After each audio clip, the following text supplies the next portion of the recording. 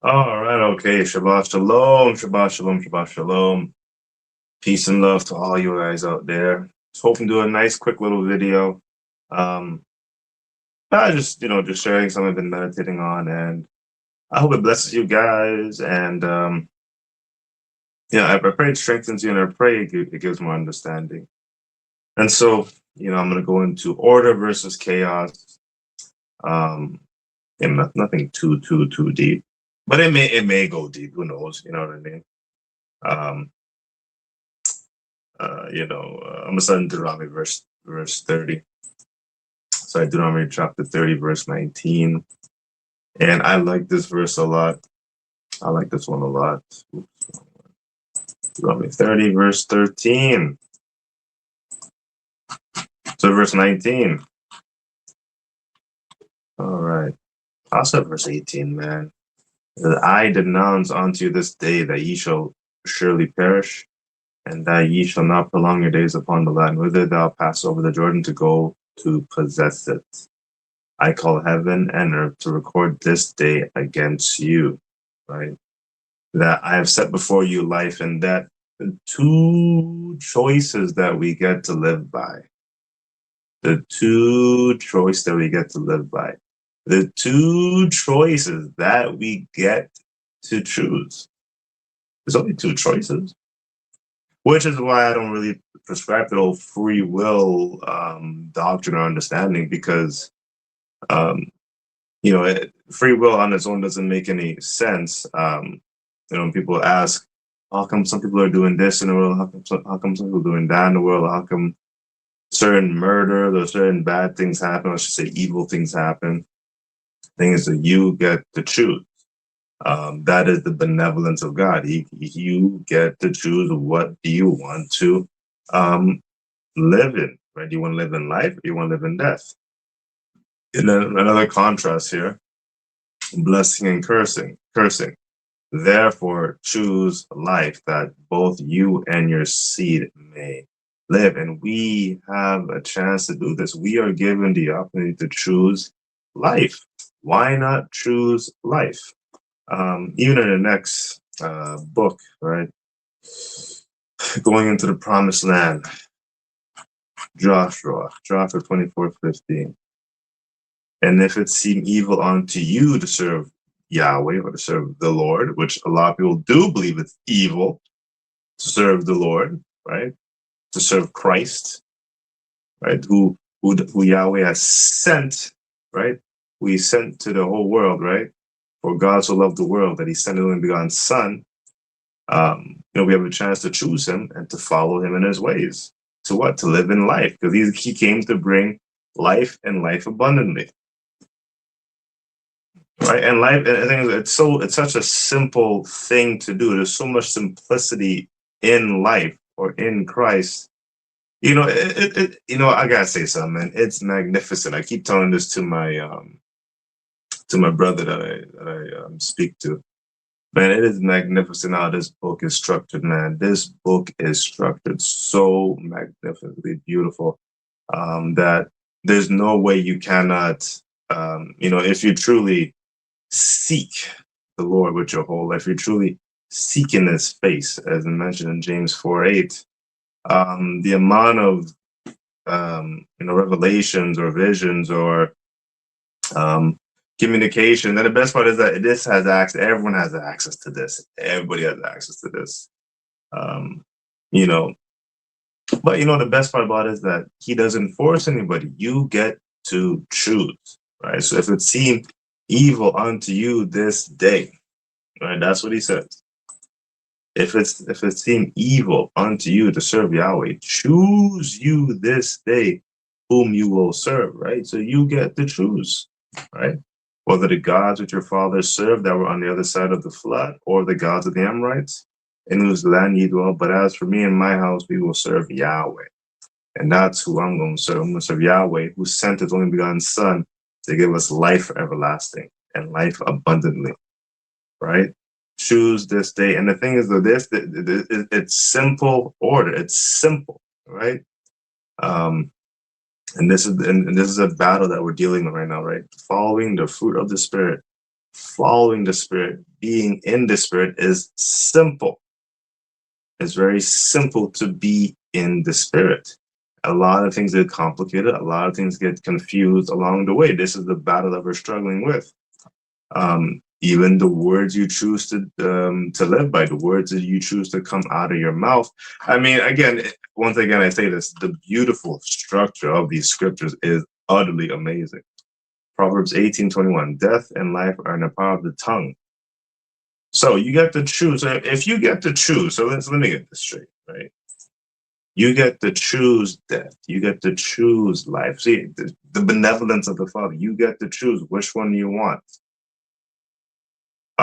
You get to choose the words that you get to speak, that speak from your mouth. You get to choose life. You get to choose that. Let's just say, to get to choose the words of life or choose the words of death. Which one do you choose? Of course, I'm going to say choose the words of life. For example, right? The glass is half empty or half full. Why not always look at it as half full? Why not always speak that is half full? Why not always say that is half full? Huh? And it reveals what's in your heart, right? What's in your heart is revealed. Go to Colossians just to kind of tie this in a little bit. I know some people in the faith, they like to make excuses for choosing the four words that they like to choose and whatnot. And I don't like to. I don't want to. Again, I do understand to a certain degree. I do understand to a certain degree. However, just because it's not a quote unquote sin, or let's just say listed or labeled as a sin, it doesn't mean that it's expedient for us as listed, as mentioned in Corinthians, right? It can be lawful, but why not take the route of expedience? Why not take the route that is more beneficial to you in the path of life, walking the path of life, speaking the path of life, doing in the ways of the path of life? It's better for you. It's more advantageous for you, which is why you want to be under order. And it's so simple to be under order. It's right. It's made to feel difficult. It's made to feel hard, especially with the confusion, or let's just say the chaos. That's the title of this video: Order versus Chaos. The chaos that is in this world. But it's very interesting because even though it's chaos, um, chaos still has order to it. Very interestingly enough, uh, and hopefully I get to that later. I mean, this can go into some very, very, very deep.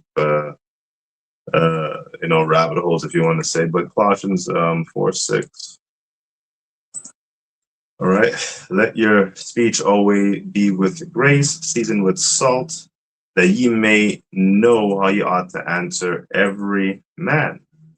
And why not keep into the words of life for you to be better at that? Now, a lot of these things are skill driven. A lot of these things are skill driven, that you have to work on this along the way. You have to really strive to stay in this along the way.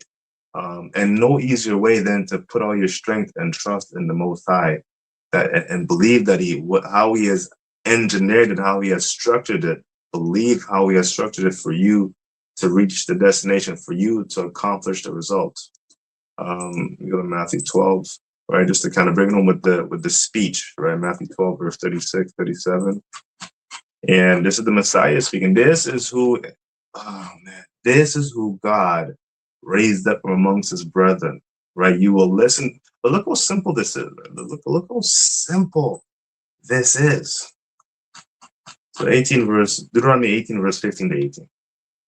Right, the Lord thy God will raise up unto thee a prophet from the midst of thee, of thy brethren like unto me. Unto him ye shall hearken, according to all that thou desirest of the Lord thy God in Horeb, the day of the assembly, saying, let me not hear again the voice of the Lord my God, neither let me see this great fire anymore, that I die. Not just saying that when He came down as a consuming fire, it was pretty terrifying, right? So the Lord said unto me, they have well spoken that which they have spoken, right? So I mean, He always give Him credit.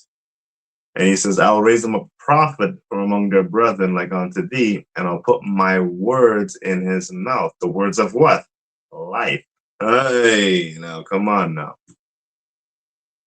right? Right? And life leads to order, right? The words of order, right? The path of order. This is very simple. We can make this very, very simple. Let's stick to the simplicity of Christ.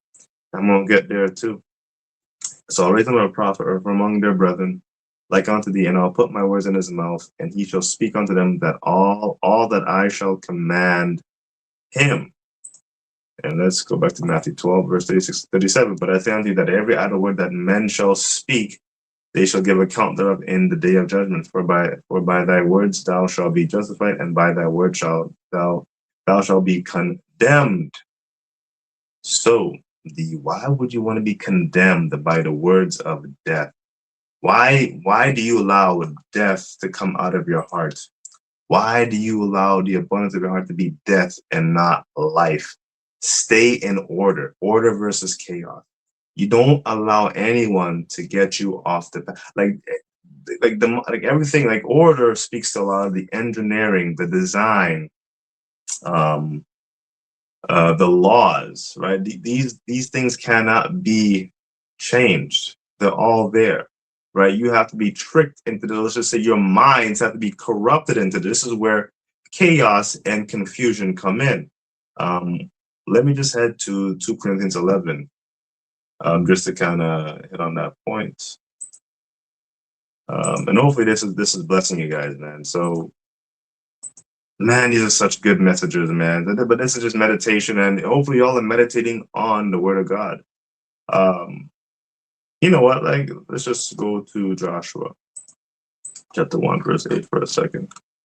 So this book of the law. Now, of course, I'm not going to get into that, but understand that the principles here, a lot of the principles in the Old Testament still apply in the New Testament.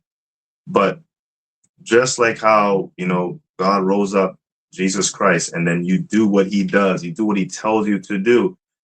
Similar examples are given in the law. And here is one for Joshua 1, chapter 1, verse 8. This book of the law shall not depart out of thy mouth, but thou shalt meditate therein day and night. And of course, we are taking this also in the New Testament, especially in James 4 when it says, "Draw nigh unto me, and I'll draw nigh unto thee." Let me not butcher it. I apologize. Let me not butcher the verse. I don't want to butcher the verse. Draw nigh to God, and he will draw nigh to you. Cleanse your hands, ye sinners, and purify your hearts, ye double-minded. So draw nigh to God, and he will draw nigh to you, right? And obviously, one of those ways is always meditating on his word and doing what he tells us to do. I even go to James chapter 1, verse 22, just to bring that home. Just to say that, we're not just going to the law and just doing those things. Like, no, it's also mentioned in the New Testament as well. And so the principles, they don't conflict each other. They don't speak against each other, or they're not written against each other. So James chapter 1, verse 22, but be ye doers of the word and not hearers only, deceiving your own selves. Right. And just to go back to Joshua 1:8. So you shall meditate therein day and night, right? So you speak the words and you will hear the words, or you might hear it from a preacher or a brother, whoever's among the assembly, right? And you meditate therein, that what you may have observed to do according to all that is written therein, for then thou shalt make thy way prosperous, and then thou shalt have good success, right? Let's keep this simple, man. Just follow the words of this book. Do what this book tells us to do, and you will achieve this result. We are going to achieve result. And one thing that's been achieved in my life is peace. Order brings peace, right? The way how God designed it. Why not stick to the Creator's design? It makes perfect sense, right? It's logical, and it's simple. Yeah, I kind of lost my way here. Sorry. And look, here it is. So 2 Corinthians 11, verse 3. But I fear lest by any means, as the serpent beguiled Eve through his subtlety, right? So, and again, Old Testament here, and we're coming to the New Testament of Christ. There are connections and parallels here that we must take into account, right? What happened? This is so crazy. What happened to the Israelites? What happened to them? They got deceived. They didn't follow, right? They were corrupted, right? Solomon got his heart turned.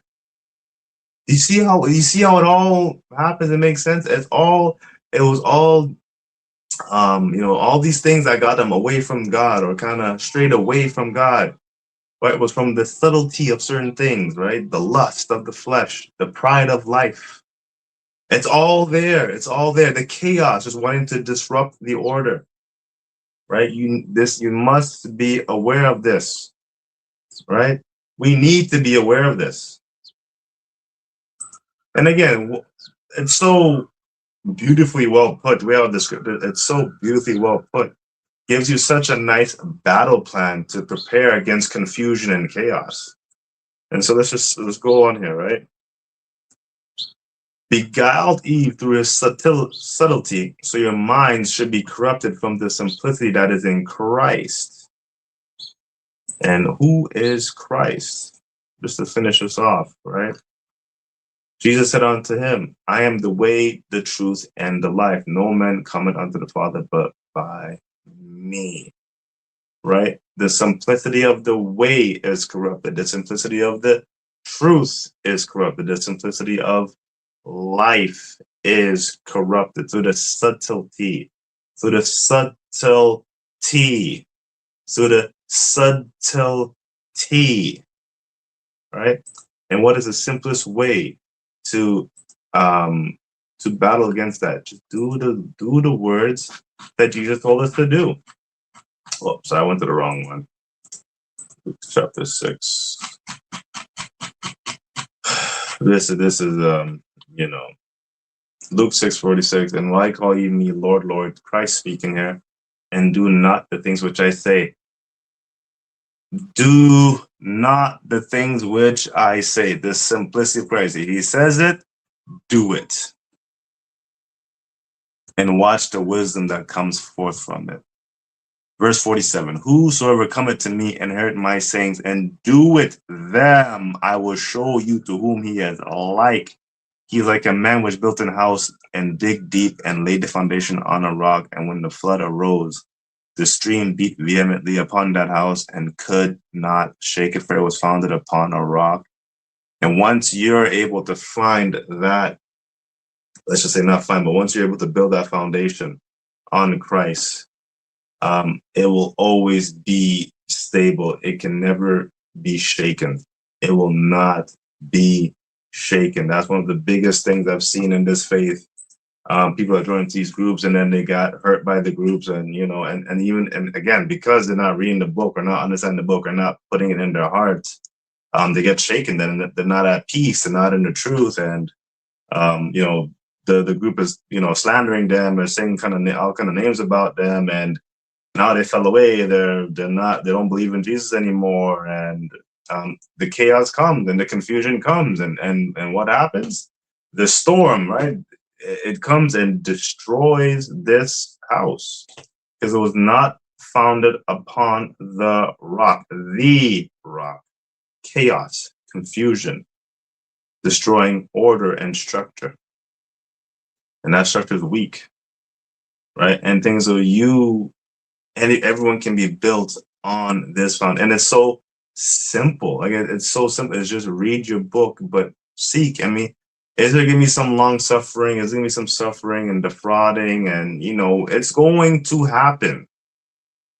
You can't expect this not to happen. And that's the thing, right? That's a big deal.